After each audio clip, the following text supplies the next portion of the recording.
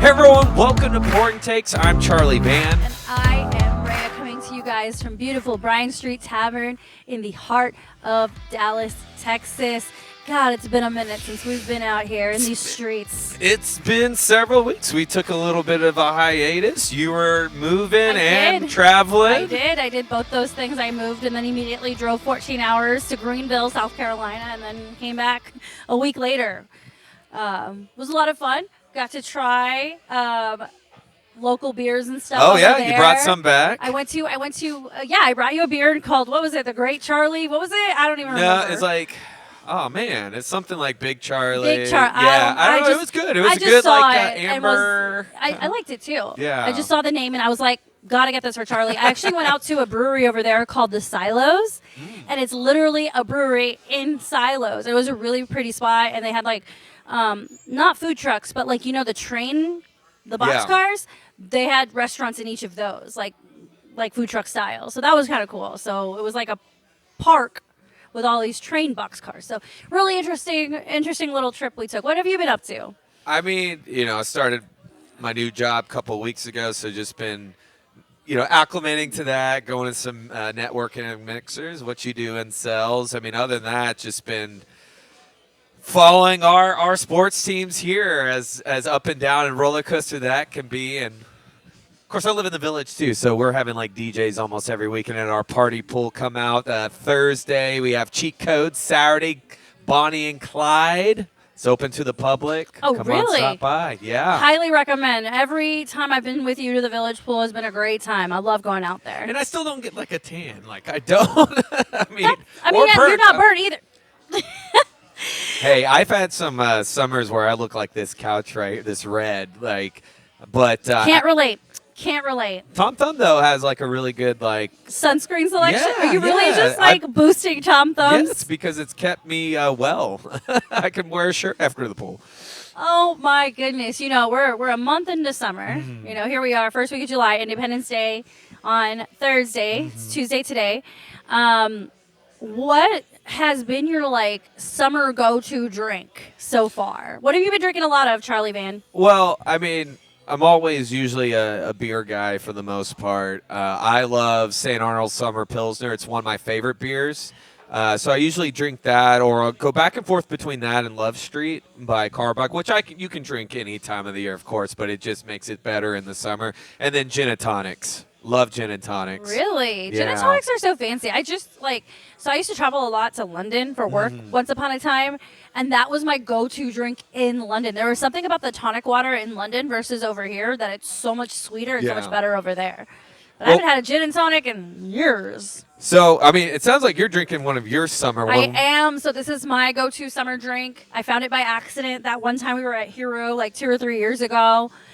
This is a Deep Eddies grapefruit and soda with a little lime inside. I can drink this. I can drink 10, 12 of these and not feel a thing. In terms of being hungover the next day, it's perfect for being in the sun. It's not too sugary. And any of the Deep Eddies vodkas are just really good. I just love them. Sounds like a challenge, though. We need to see that the 10 Deep Eddies All right, challenge. pool day, Saturday. Yes, Let's go. we go. Let's effing go. That's what I was drinking at the party on Saturday. Oh, was this. Oh, okay. And I was the one in control of all you crazy people that were at my house. From afar, I thought it was a margarita, because that's another good option right now in the summer. I am enjoying the classic. It is Tuesday, Texas Tuesday, $3 Texas beers drafts here at Bryan Street. So I had to get me a Lone Star. I believe the PBR is also on special. It is. I just, I just have a very soft spot for Lone Star. Maybe it's because I was a fan of season 1 of True Detective, and that's the go-to beer there. No, I just always liked it. So shout out to Lone Star. Shout out to Bryan Street for their awesome specials. Missed being here, missed seeing everyone's beautiful faces. So it's good to be back in action. So let's just jump right into it. Let's start with this. Last time we were together was the day of Game 4, or the day before Game 4 of the NBA Finals. We're all feeling either a sweep is coming or a gentleman's sweep, and it ended up being a gentleman's sweep. Since then, Boston has had their parade. We've had the draft, free agency, lots of big stories. What have been your off-season takeaways so far? Well, for the Mavs, I mean, I think in the last 24 hours, which we'll break down here with Klay Thompson, but before Klay Thompson, I mean, going out getting Najee Marshall, No relation, by the way. Yeah, Najee Marshall, getting Quentin Grimes, who's probably like a kind of a younger Tim Hardaway. Yes, you know? R.I.P. to I going know. hard for Hardaway. It had to happen. It had to happen. I was mentally prepared for a Hardaway trade for years, and that contract was, I don't want to call it irresponsible, but given where the Mavs were, like in terms of like keeping free agents and signing free agents, they were a little thirsty when they signed Tim Hardaway to that 3-year, $72 million extension. Was that the original figure? So I'm happy to offload that contract. Detroit signed somebody else that was really big. So I feel like they're, in a good spot, making moves, high draft picks. So initially I thought he was possibly going to be a buyout candidate, but now I'm not too sure. Well, and it was sad losing, Dennis Jones Jr. I mean, the time that he was here made a huge impact. Derek Jones. Derek Jones. I'm like, who the F is Dennis? I corrected him. You're thinking DSJ, aren't you? Sorry. Derek Jones Jr., I mean, the time he had here, great playoff run. Obviously, him and Lively had a great chemistry together. He's kind of like a mentor to Lively, so to speak, the two Dereks. But, it was going to be hard to bring him back. And but I felt like Nico Harrison cooked right away. There was no like short stop of time of Mavs doing something incredible. Yeah, definitely. I mean, and we talked about this in the last episode. We made it all the way to the NBA Finals as a 5 seed. Yeah. That means we're pretty dang good where we are. And I know the Thunder got slightly better. Yeah. Spurs made a lot of great moves, whether it was through the draft and free agency, picking up Chris Paul. But I still think we were able to maintain that high contender status, even though we lost a couple players. Well, we did the ultimate thing. We did the ultimate move that is going to benefit by taking pressure off of two other veterans now in Luka and Kyrie, and that is getting Klay Thompson, which I'm going to say this. I remember, I think it was right after the play-in tournament. Obviously, they lost. The Warriors did. And there was a rumor circulating briefly around that this could be a move. He could be a conversation to the Mavs. Now, it's hard to take seriously sometimes rumors. Well, and especially given our history with how many free agents have burned us in the past. Yeah. Looking at you, DeAndre Jordan. But, I think when you have someone like a Kyrie Irving, that moved opened so many doors. And I think also having a Luka, despite the reputation that Luka has, he's a crybaby, he's loud, he doesn't, he's not a team player. He's totally a team player, by the way. But I think having that duo in Dallas made it very attractive for people to come here. And like I said, also having that deep run in the playoffs. Like, this team, you already had a feeling was incomplete. I mean, literally, February, we were a play-in team. We were not supposed to be there. And it's no surprise that we were gentlemanly swept out of the finals. But it's still hella impressive. And Klay Thompson took a pay cut to come here. He took a pay cut. Of course, there is some, talks about, the taxes and stuff. But I think, okay, I'll say it this. They won't say it out loud, but, I mean, when you just saw who, the Lakers were in running, they were a conversation. But, and no disrespect, but you see JJ takes over at head coach. We don't know what he's going to do. They're we comparing don't know. him to, like, Steve Nash. Yeah, well. But at least Steve Nash won MVPs. But this guy hasn't started yet. So if I'm Klay Thompson and I'm looking and I'm choosing a team, you're going to choose the team that has two of the best duo veterans in the league, just got to the finals. And honestly, you were that missing piece, in my opinion, because if you saw how well the Celtics played D, where were we inconsistent, hitting those threes, hitting those shots. Who's one of the best threes in all time right here? He's Klay a splash Thompson. brother. Brother. So we missed that presence. And I think it was a perfect sense, a no-brainer for him. Absolutely. I'm a huge fan of this move. I know we have questions about his injury status. You can say that with Luka and Kyrie, too, at times. I mean, at this point in your career, everyone's playing hurt one place or another. I think what's important is can he make it through a playoff run with us? Yeah. That's what I need to know. Additionally, I'm curious to see how we balance the quote third option between Klay Thompson and PJ Washington. Yeah. Because we all want more out of PJ Washington. We know he's capable of giving us, 15, 20 points a game. He just has to be a little bit more confident. So it'll be really interesting to see how Jason Kidd, as the coach, moves these players around, puts them in whatever situations he puts them in to make us a better team. Well, yeah, and PJ's 25 years old, and having a veteran like Klay be right there, right next to you. I mean, this is what you need, veteran up. And it's only going to elevate them. I mean, and then I'm excited to see Najee Marshall, who stands on business just like PJ. He is not afraid to be aggressive and in your face. We need that. And then Quentin Grimes' ceiling is very high. I know he was kind of banged up this season, but he had a great 2023. So, and then, throw in a now experienced Derek Lively. So, yeah, I'm excited. Very much so. We do have a very bright future. I think, there's a lot of positive energy moving forward. And other things I want to touch on NBA-wide is the draft. Yeah. One thing I really loved about this draft was the amount of European players that were taken in the top 10. Quite a few. I think it really just hit home how global this game has become. And I think we're going to see this in the Olympics. And we saw a little bit of last time, 4 years ago or 3 years ago with COVID or whatever, that countries like France, Australia, Greece are really investing in their basketball teams and their basketball players and stuff. And the U.S. has legitimate competition at these international tournaments. So I'm very excited to see some of these young new guys put on for a country. Well, when you see someone like last year and Victor come in and just how his back-to-back French guys taking number one, might I add. Puts to your point about the program over there that's the evolution. And, we saw it many moons ago, with Tony Parker, and I think I'm excited about that. I'm excited that it's not going to just be the same old, which, yes, Duke and all these colleges have been producing for so long, but international teams have taken notice. And the fact that 2 years in a row they have the number one pick is awesome. I just couldn't believe it. It was like European after names I've never even heard of. It was really interesting to see. And I was going to say something else, and it completely just left my brain. But all of that to say, this Olympics is going to be very interesting and very telling about the state of USA basketball, which, by the way, I refer to as LeBron and Friends. I don't think it's like an accurate representation of USA basketball. But I think, these guys for these European and other nations are just going to give Team USA a run for their money. Well, it's good to have that competition, though.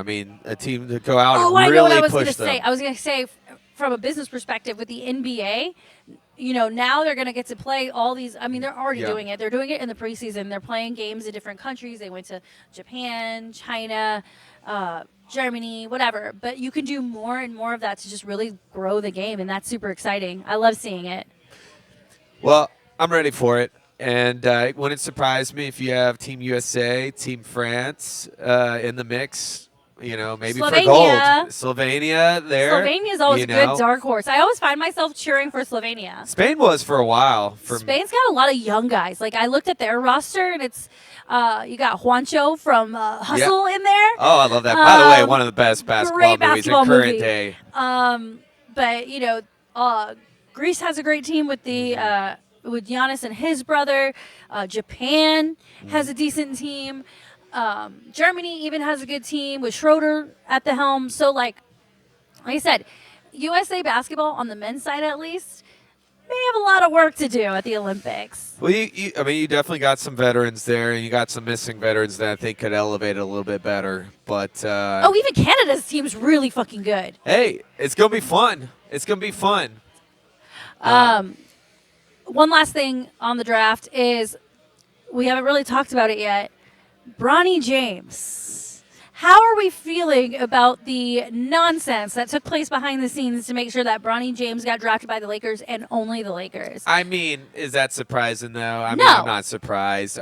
But I kind of feel like he's not ready. I feel like he's going to be probably in the developmental for a little bit. I think JJ just said, or I saw a quote like, yeah, there's not been really talks to make him really a thing right now, nor should there be. I mean, he's very green. I mean, I'm just going to say, we'll see how the health goes too. I mean, I don't think you should rush him, but I don't, he's there because of his dad. Absolutely. And LeBron pulled strings and made sure that Bronny James was drafted, signed to a legitimate contract, by the way. He will be on the Lakers roster. It was not a two-way deal, which also makes me very nervous. But, like, a guy like LeBron, who's been in the sport as long as he has, I feel like should be smart enough. I feel like he's putting Bronny in a really shitty situation. Well, yes and no. Like, these are grown men in the practices, right?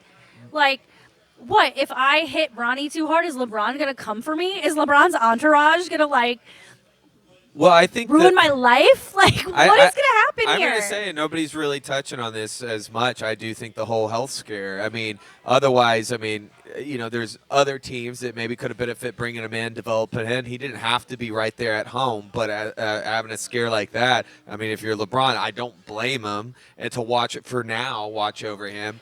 He's going to ruin his own kid's life. It's not the first time big-time parents have done that. It's awful. It is one of the – I've always thought LeBron was one of the most egotistical people on the planet. This is icing on the cake.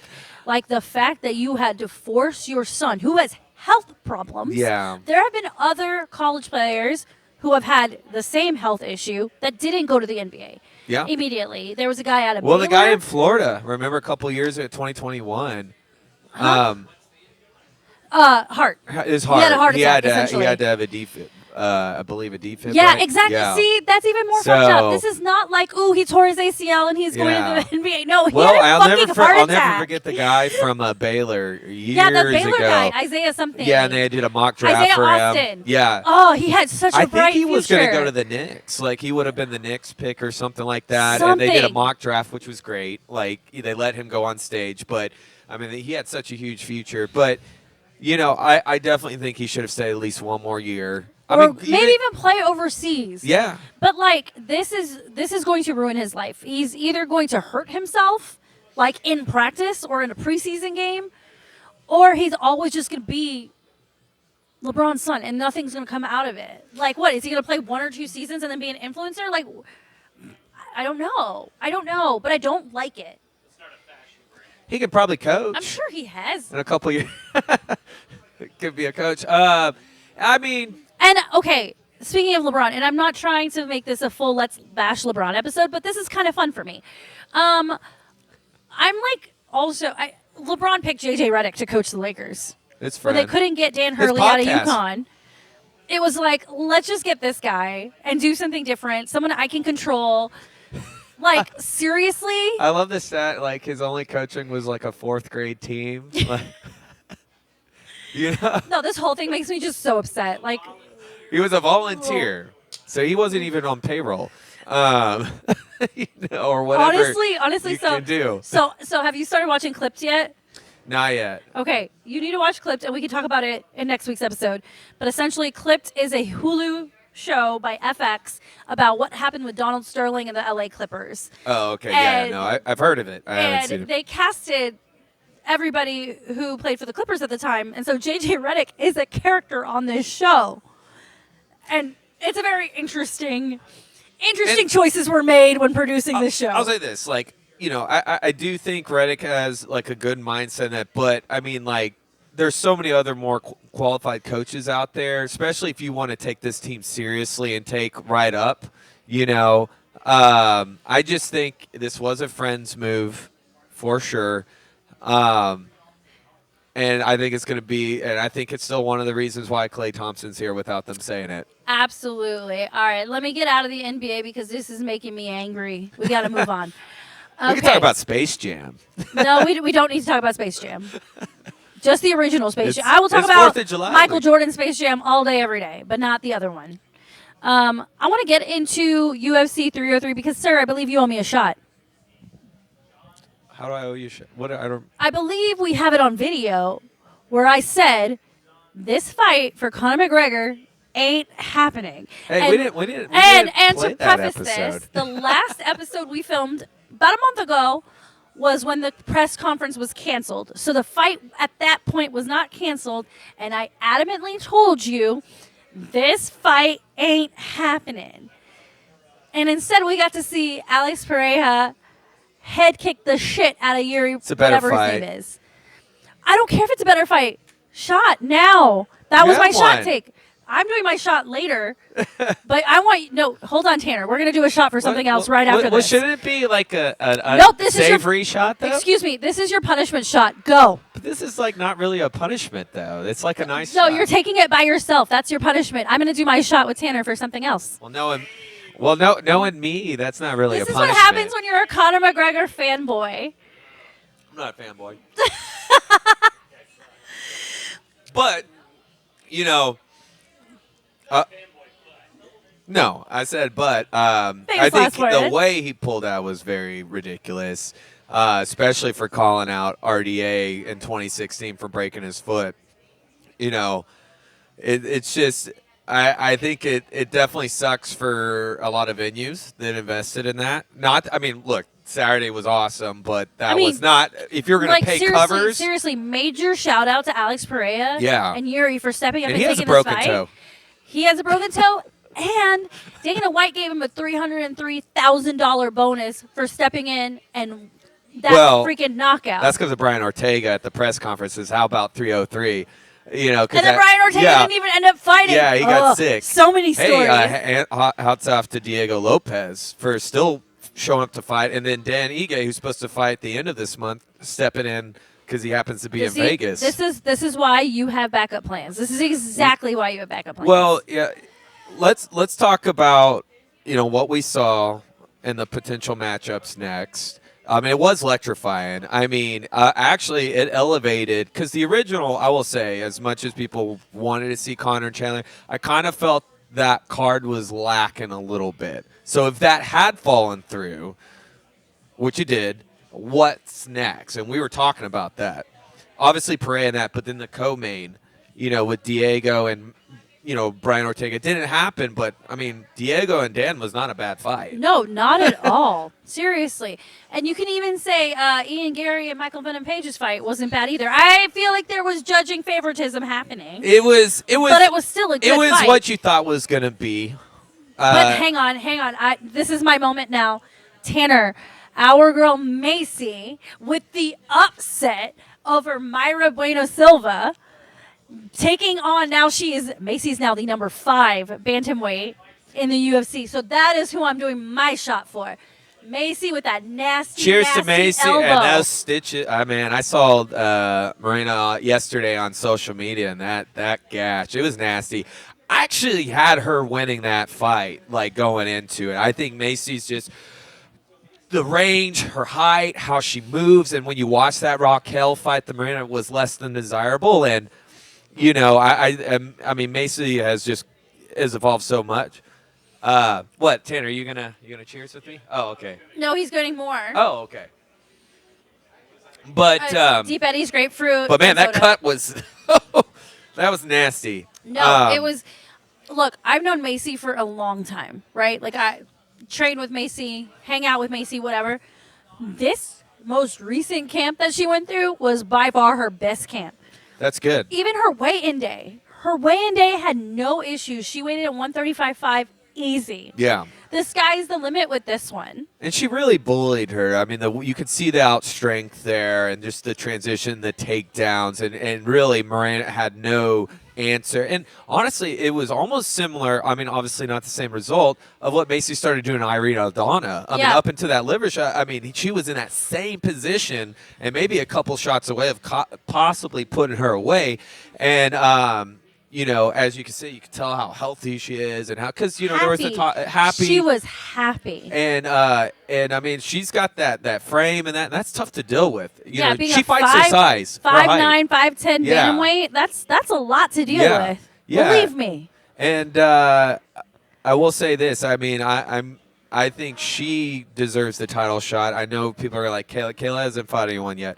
But I know she's open to the Kayla fight. You took the words right out of my mouth. Her now officially being ranked number 5. Kayla's ranked at number 3. Yeah. I don't feel like Kayla just deserves to go up against Rocky because she's Kayla. I think Kayla's got to take one more fight in the division. Well, it's going to be Rocky Juliana next. That makes sense to me. I say Rocky and Juliana are up next, but I would say title eliminator between Macy and Kayla. Which really, these are probably the two in weight class aside best 145ers. If you think about it. Although, do you think, given that Irene Aldana's there were 4? No, because Irina had her shot. She lost to Amanda. And honestly, didn't look very dominant to get that, right? I mean, that could have been Macy in that shot against Amanda last summer. No, I think when you look at what Macy just did and what Kayla just did to Holly Holm, I mean, that makes sense. Do a title eliminator or interim if something happens to or something like that. Rocky was in the audience. Rocky was watching. I mean, if you wanted to break, I know, Macy looked good at 135, and actually Kayla did too, but that 445 title's still there if they wanted to do that. I mean, I'll leave that up to the professionals. Either way, I mean, but as contenders. A big-time female fight fan, I would like to see Macy go up against Kayla. I would really like that. And, again, as a fight fan, say Kayla wins. Kayla takes on Rocky, the winner of Rocky and Juliana. Say she wins that. Does Amanda Nunes come out of retirement to come for Kayla? I don't know. It's very because tough. She talked about it. She's been running her mouth on social media. I don't know. After Kayla beat Holly, that was one of the clips that went viral, was Amanda watching the fight being like, I got you. Like, who are you? I guess it just really depends, because does Amanda fully really need? No, she's 2-time champion. She's going to go down as the greatest women's fighter. I mean, she beat the greatest in Cyborg. I say Cyborg over Ronda because Cyborg went through everybody when you think of styles. I mean, Ronda definitely was the put it on the map now, even though Cyborg and Gina and all that. But, I mean, and she put away Ronda too, so it's hard to entice her completely. It's just, does she really want to? I know she loves being a mom, but she might. I mean, we'll never know. There's a lot of dominoes that need to fall for that to even happen, but I just wanted to put that out there because it's me. It's intriguing. It's intriguing. I mean, GSP came out of retirement and went up. You never know. You never know. But right now, I do like that you got Macy and Kayla in the mix because it's something different and something new. It's exciting. Yeah. I'm looking forward to seeing what happens in that division. On the flip side, with Alex winning his fight, Alex has shown he's won at 185. He's won at 205. He could probably fight at heavyweight, too. He has talked about being a triple C. Well, he's a big guy. I mean, he's big even for 205. I mean, Absolutely. He looked bigger than Yuri, and Yuri's pretty big, and Jamal Hill. He's going to fight Muhammad Ankalaev next, and I know stylistically that doesn't sound like the great because Muhammad's his beast wrestler, but the thing is, Muhammad, what you saw with Johnny Walker is he's not worried. He likes to come and test his strike, and he's already kind of put that out there if he fights Pereira, because everyone's like, well, I could take Pereira down. Yeah, but if you even once think you can really stand with Pereira, do not do that. I was going to say, you can take me down all you want, but you're not going to hold me down. Well, and Pereira also, you got to look who is his mentor, who is his coach, Glover Teixeira, BJJ black belt. I mean, he's in with some of the best, and he's had some good moments. How crazy is it? Seriously, how crazy is it that Alex Rayya is a kickboxer that just decided to do UFC because of Israel Adesanya and is now one of the most dominant fighters with the lowest amount of skill on the ground? Like, how wild is that to you? It's not too wild because also I think if you follow – no, I'm saying this. It's not because if you follow kickboxing, everyone says unfortunately there's not as much value there as far as the money, as far as fame. Yes, there was a thing with Izzy, but also I think being with Glover too and seeing what his potential could be. Yeah, but I'm saying Charlie, this man literally has the jiu-jitsu level you and I have. Maybe more you than me, but still – he's a big, strong motherfucker. I'm going to say it. Yes. I said it for you. He's also, once again, the company you keep, and he's got great company there. And, he's the best in the world. And you have confidence because just let it stand and nobody can stand with you. Does he have the potential to be the next face of the UFC?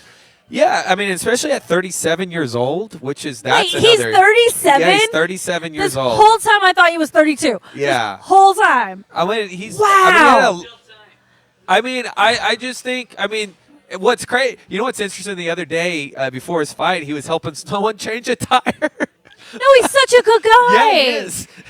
And his kids, I love seeing his kids. Oh, the kids are going crazy about cage side. Did you see the video of them celebrating? It was so cute. And him and Glover have such a fun relationship too, friendship. And you know, I mean, but he's just so composed. Like it's not. Well, when he was changing tires, like it's nothing. And that's how he fights. Somebody pointed that out. It's like it's just nothing. So, what do you think Alex Pereira needs to do to like be that star? Because we've seen it in the octagon, we see it on the streets, but what does he need to do to like catch that fire, that be that man?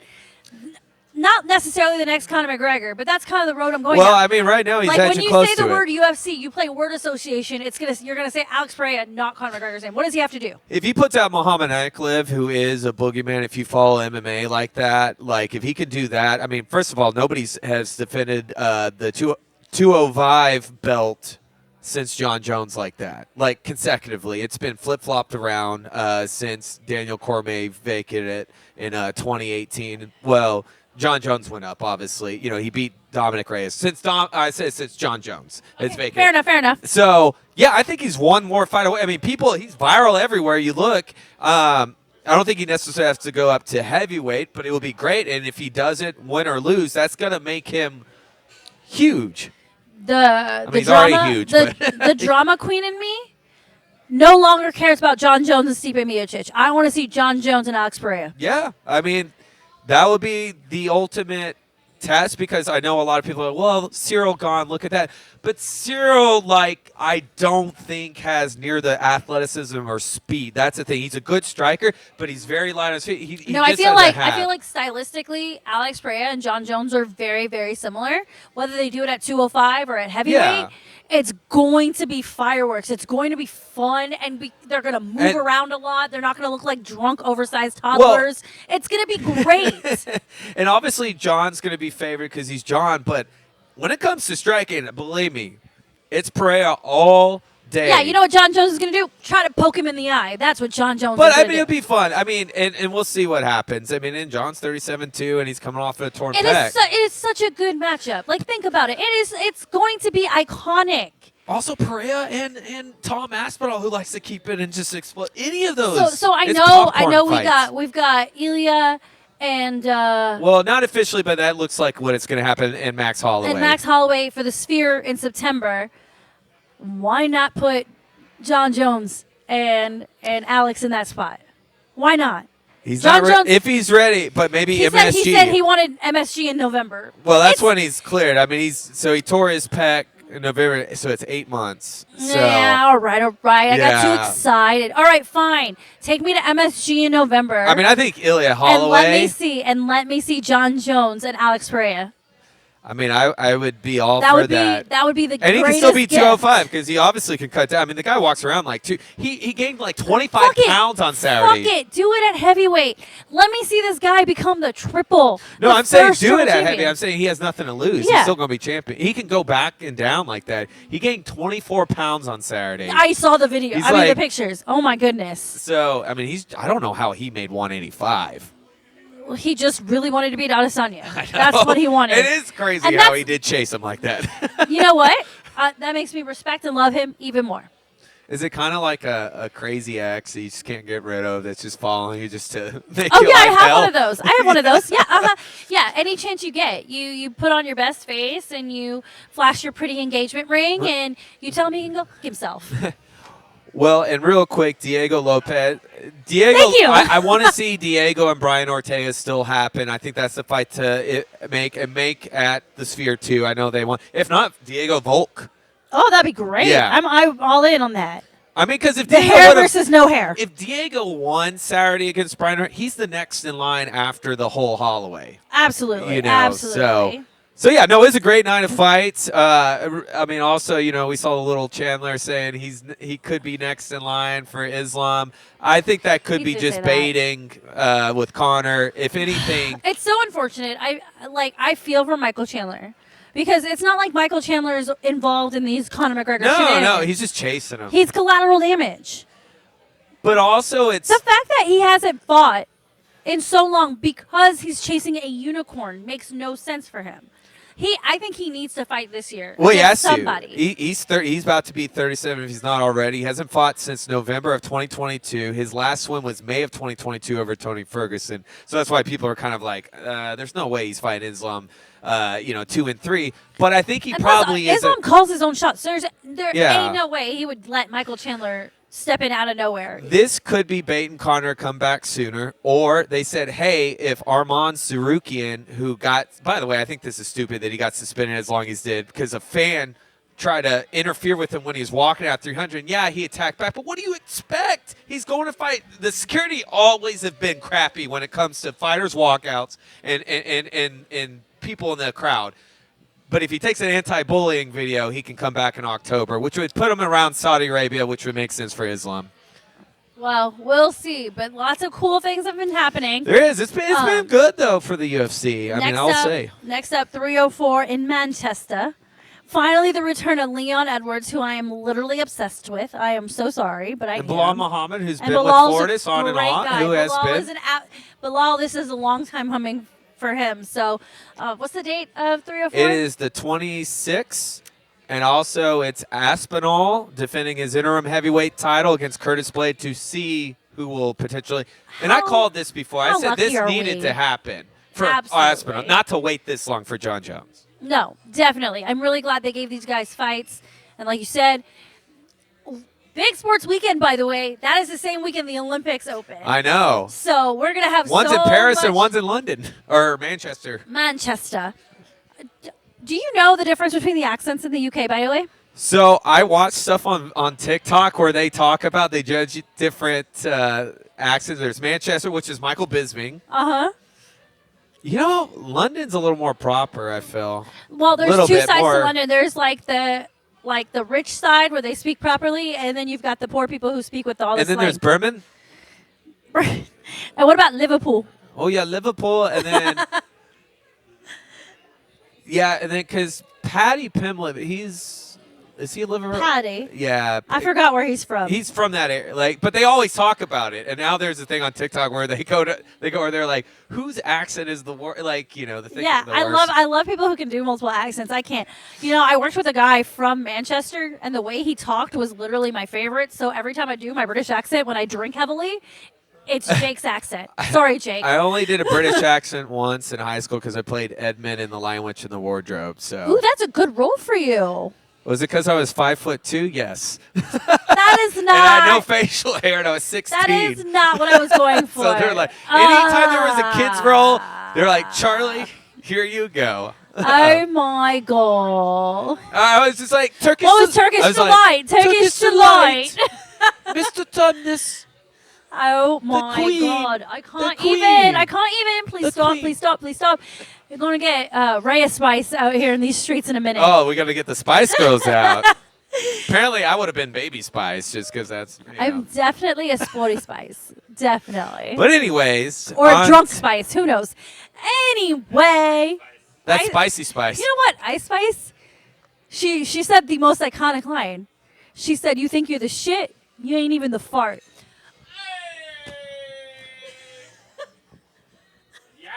Put that on a T-shirt. I'm surprised that hasn't been a saying for all the sayings that are out there. That's like coming up with a podcast name sometimes. And then when you realize it hasn't been taken, you're like, I'm a genius. Oh my god! Yeah, Oh my you know. god! I feel like I ruined Tanner and Charlie. There are 7 billion podcasts out there, and they all have stupid names. So silly. But you know what? Pouring Takes was not taken. Surprisingly. Surprisingly. Out of all the years of podcasting and shows out there. All right. Speaking of pouring takes, because I just made you pay off a shot take bet Yeah. for the UFC. You got 5-6 months left in the year. What is the one thing you want to see before the year ends? Fight-wise, just like a matchup. It could be a fight. It could be I need X person to be a belt holder. It could be whatever.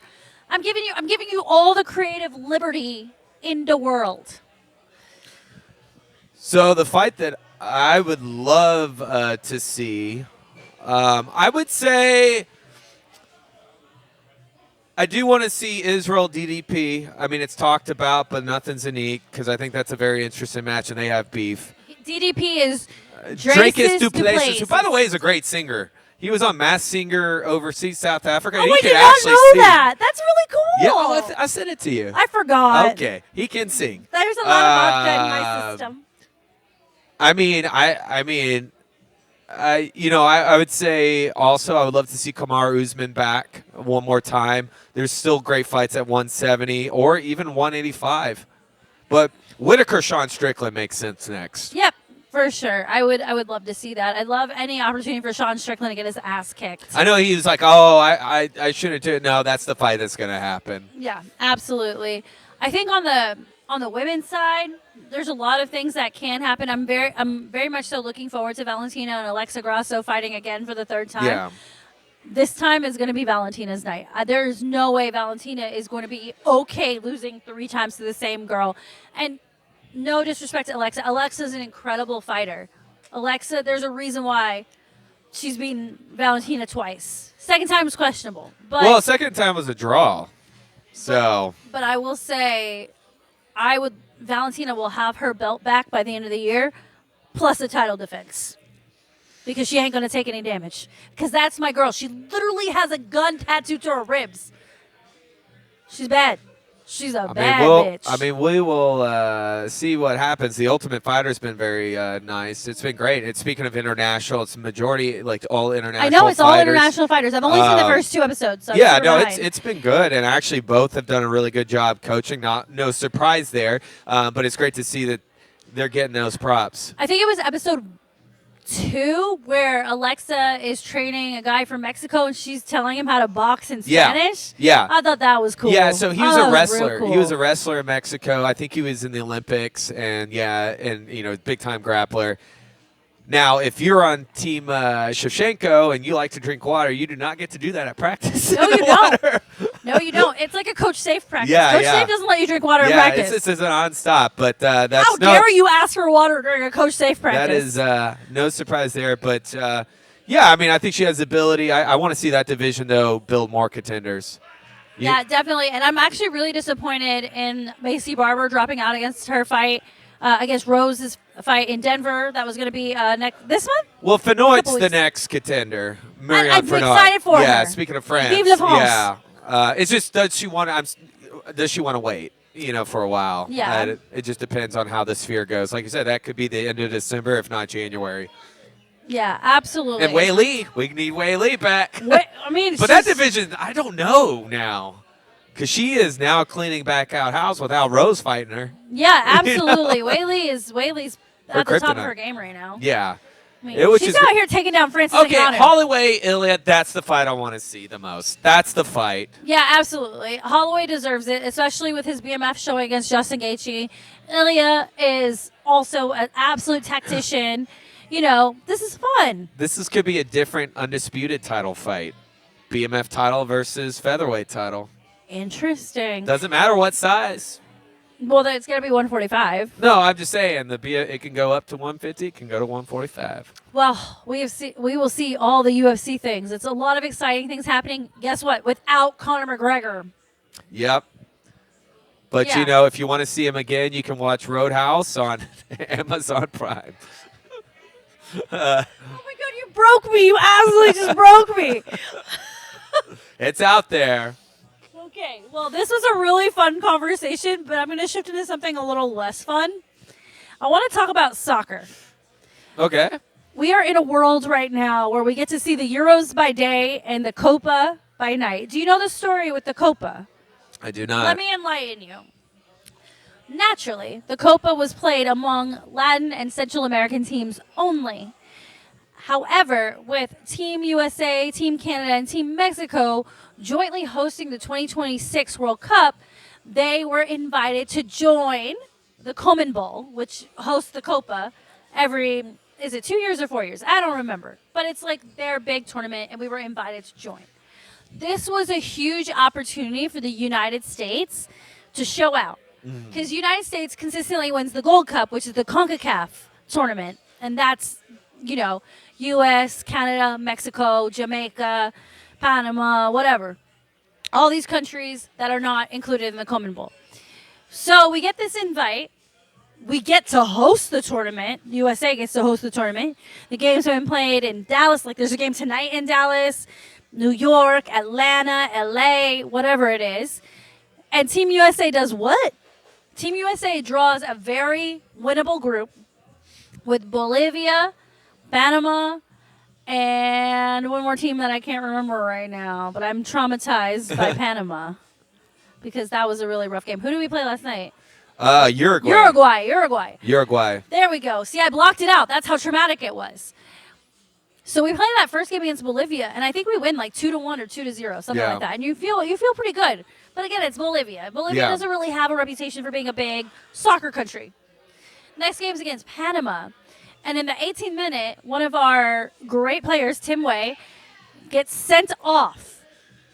And they play with 10 men from the 18th minute through the end and end up losing to Panama 2-1, I believe. And that whole game with Panama was so chippy, so aggressive. You felt like the refs weren't calling anything for Team USA. Like it was really hard to watch, and you could see the emotional demeanor of those guys absolutely take a shit turn. Yeah. Nobody wanted to be there. However, Panama playing Bolivia while we were playing Uruguay last night. Bolivia ends up taking the lead on Panama in the second half of our game. But of course, the players don't know that. But the whole audience knows that, and they even showed on the broadcast the USA fans looking at their phones, going, "Oh my God, it's so unexpected," because Panama was favored against Bolivia. And so you're like, "Oh my God, we have a chance to advance." Top two teams in the group advance, just like in the World Cup. Hey, what do? They let Uruguay score a goal. Of course. But isn't this typical U.S. men's soccer for you, though? Here's my problem with everything. When we walked away in 2022, we were in a good place. We had advanced to the knockout stage in the World Cup. We had hired a new coach, putting that in air quotes because this is Bill Halter's second turn with the team. You could see the talent coming up with Weston McKennie, Christian Pulisic, Tyler Adams, Sergio Dest, like all these really great players coming out of the U.S. that you could be excited about. You're like, oh my God, they're literally like 22 at this point. They have all this time to go together. By the time the World Cup is hosted here in the United States, we could be contenders. In fact, FIFA ranked us as a contender. There was a lot of things to be excited about. But the way they showed out against these lower tier teams, which all three of them ranked below us, was really hard to watch and hard to digest as a USA soccer fan. I know you saw the results, but my takeaway from watching the game... I saw the fire the coach chants too that went viral. Oh, I hated the signing to begin with. Yeah. It's so crazy to me. I feel like U.S. soccer is just one of the most corrupt teams out there. I mean, all the FIFA teams are corrupt. Let's be real. International soccer is a shit show. Man, when the president, was at the Cowboys game, I think this past season, yeah, absolutely. Man, the boos that erupted there at AT&T Stadium. I mean, you think about the women. When Spain won their World Cup, their president of operations was trying to make out with a player on the field during the victory celebration. That shit's fucked. Yeah. So across the board, I feel like with the men's team, we have all of the talent, but we don't have a leader that puts them in the right situations to win. It's like watching one of our NBA teams, like Jason Kidd before Jason Kidd really picked up his shit this year. Hey, here's all the talent. Here are all the great players. They all play in Europe for credible teams, Chelsea, Juventus, whatever. But you can't score a dang goal? Are you kidding me? Oh, this is now turned into me ranting about soccer. Who saw this coming? Well, that's what we do. You know, we have our drinks and we have our vents. We rant. I'm just really unhappy about the whole thing. I mean, you're not the only one. It's embarrassing too, It's especially so on what they were embarrassing. able to draw. You're hosting it in your country, you know, and so it's super embarrassing. Oh my God, I'm literally about to cry. Well, that's a different kind of pouring take. Drink. I even bought a really cute USA jersey. They have these like red, white, and blue, and they're like tie dye this year, and I bought one. Wear it for 2028. Oh, no, I'm gonna wear it during the Olympics. There you go. During the Olympics, I'll wear it. There's always something. You got 4th of July coming up. You got the Olympics coming up. Women's soccer is always kicking ass. So the women's team is going to be in Paris. Okay. Like the girls were used to. They announced the lineup this past week. No Alex Morgan, by the way. Left Alex Morgan off the roster, but I'm okay with it. We have an entire new generation of outstanding female soccer players. Sophia Smith, Trinity Rodman, like it's gonna be fun. It's all gonna be a lot of fun behind Captain Lindsay Horan, who's been on those winning teams before. So We'll I ain't be worried okay. about my girls. I ain't worried We'll about my be girls. okay. Also, our men's under 23 team qualified for the Olympics. Olympic soccer is different than FIFA. Yeah. So Olympic teams for the men is their under 23 team, but they're allowed to bring 3 players over the age 23 per team. So it'll be interesting to see which one of these soccer studs get called up to the world stage. I don't know beyond that, but I do know USA did qualify, so I don't know if any of those guys are going.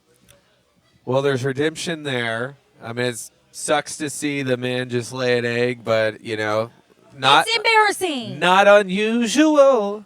Are you singing to me to make me feel better? It's not unusual. That actually really did make me feel better. Thank you. Anyways, yeah. So, but you want to talk about something? Transition to something that is That never. doesn't make me cry? Well, yeah. I mean, all the drama though, all the drama. But it is fun, and sometimes unusual. And that's the perfect match. Which Did you just finish wrapped it? Up. I did. Oh my God. Did you? Okay. Before we get into It's like window shopping, and you just want to see what's in there, and it's, you know, chaos. Like, it's hard not to finish it. Okay. So do we want to talk about how the show ended or the drama that came after the show ended? Both. Both. Okay. Compact, but we can. So let's just cat's out the bag. This show's been over for like 2-3 weeks. Yeah. Christine and Nigel taking the win. Wow. When they literally were only together for a day and a half. Yeah, I know. But they're the least dysfunctional compared to all the others. So tell me this, Charlie. Mm-hmm. Were you surprised that, and I'm assuming it was all the singles who voted for Kristen and Nigel because of how effed up everything in the house was?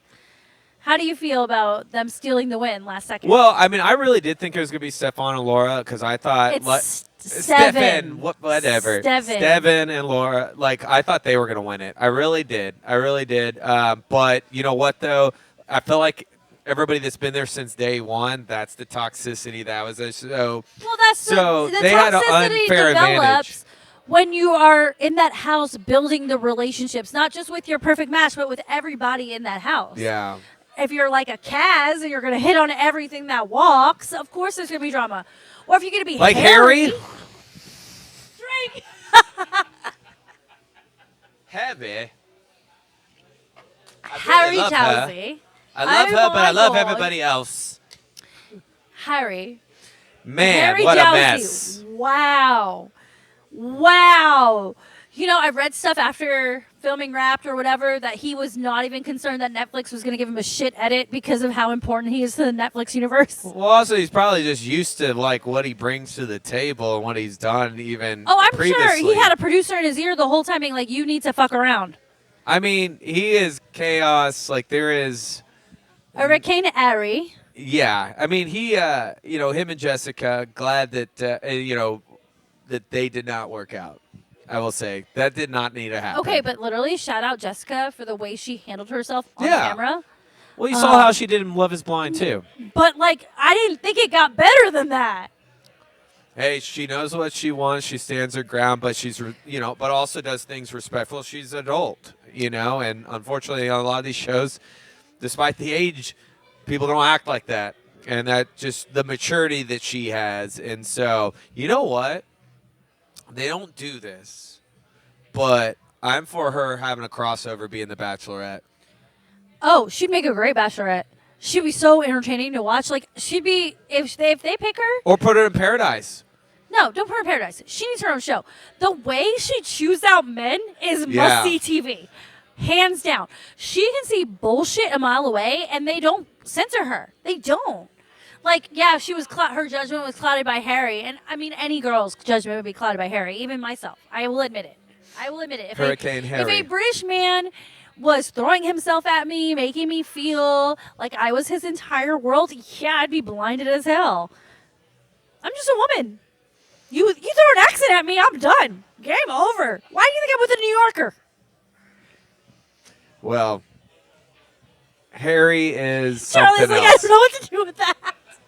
Hey, I do the same thing. I'm a British person. I throw myself around too. I think it would matter what accent it was. Yes. like- This you is like- true. you If like someone just said, Southern "Hey Charlie," I'm like, "Oh hey." My wife. You know what? I carry this engagement You know ring what? in my pocket. You know who I connect with on that? I'm Mitch. I am totally Mitch. Mitch was the guy. Remember him and Micah? Like he was the friend zone guy. He was the friend Izzy. guy. His name was Izzy. You know what? You just made up a name. We didn't get to see Mitch because he didn't make it onto the set.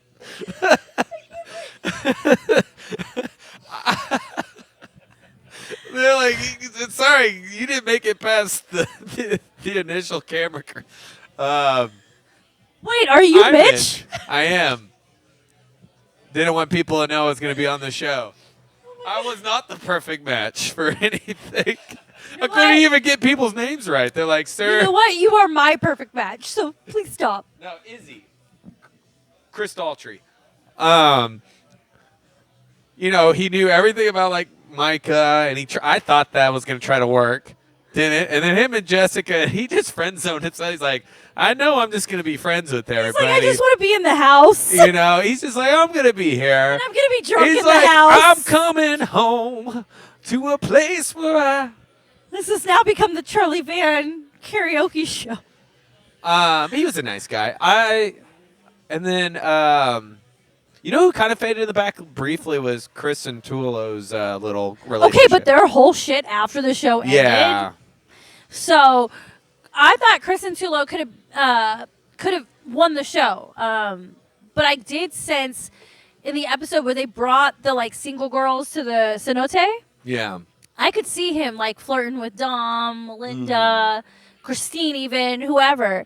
So I knew he wasn't fully serious about Tulu, and shame on him because she is a dime and a half. Holy shit! Her finale outfit, 12 out of 10. I'm obsessed with her. It was a good finale. But yeah, and then for him to just. He didn't ghost. He broke up with her. It was Steven who ghosted Alara. Who ghosted Alara, by the way? She's beautiful. Yeah, I thought he was. Are they still together? No. No, he ghosted her right after it all ended. He was like, "Oh, I'm gonna go visit maybe you I in the didn't see that. States, and you come visit me in London, and we can get an apartment together." And they did none of those things. Sorry, that was my alarm. Well, voice. he's on tour. He's got a MGK. He's out there. Okay, on that note, Too Hot to Handle next season premieres on July 16th. Are we watching? Too hot to handle. That Because- sounds like what Texas should be called. Because Too Hot to Handle feeds into Perfect Match. I guess so. What else I got to do this Like, summer? nuh-uh. I mean, there's no other sports other than the Olympics, so I might as well watch, Dating Copa.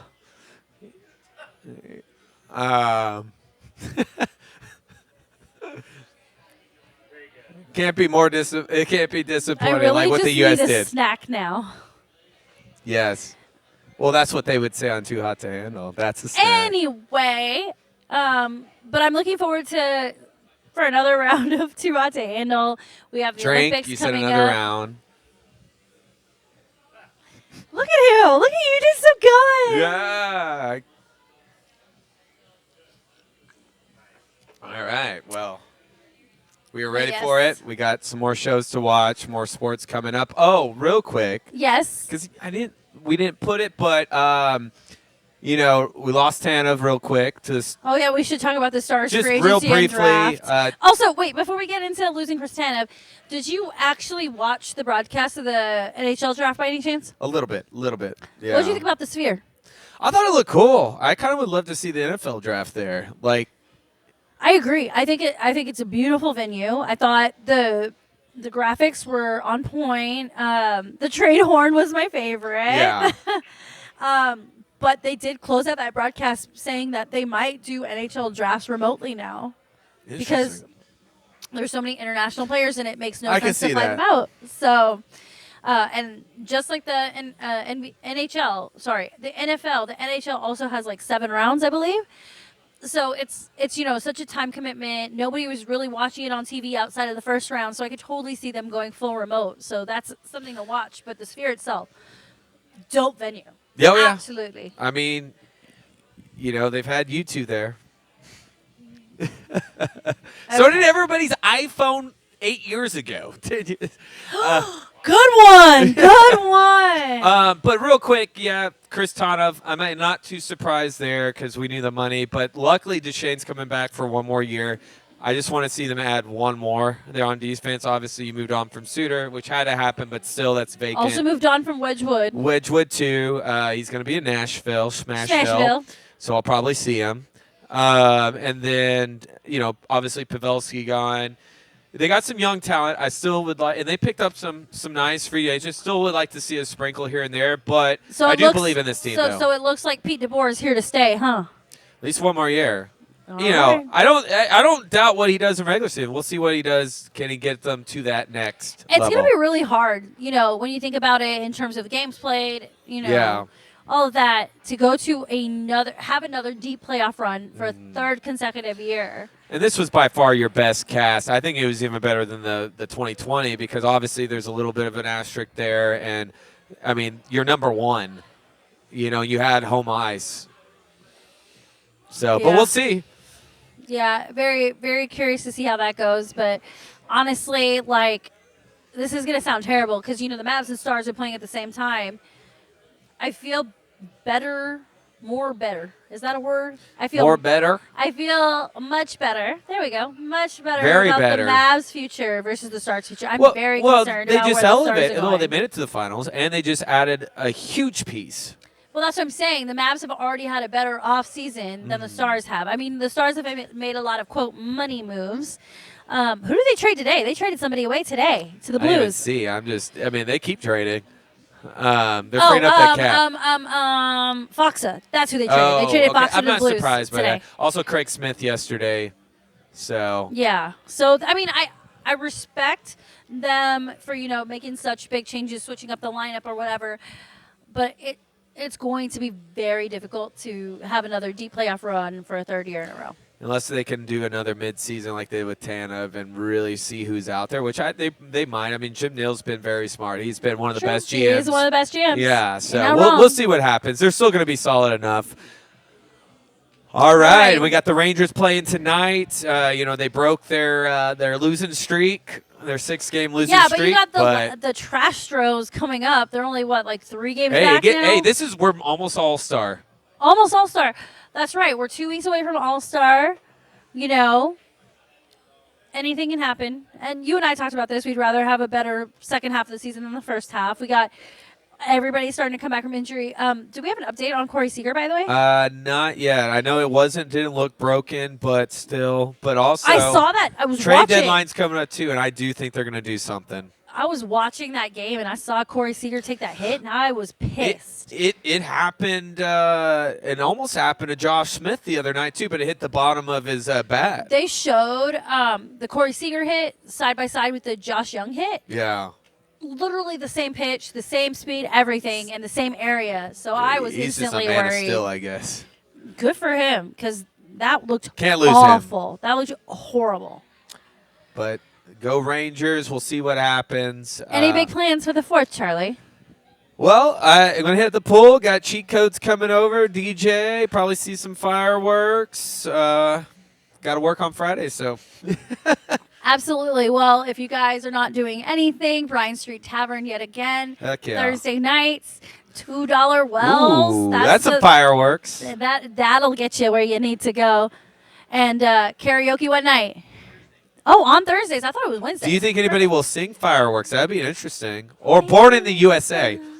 Brewster, yeah. Born in the USA. Oh, well, that does it for us. Charlie has definitely sang way too much on this episode, but I ain't mad about it. You're welcome. Y'all have a great week, and we will see you next time.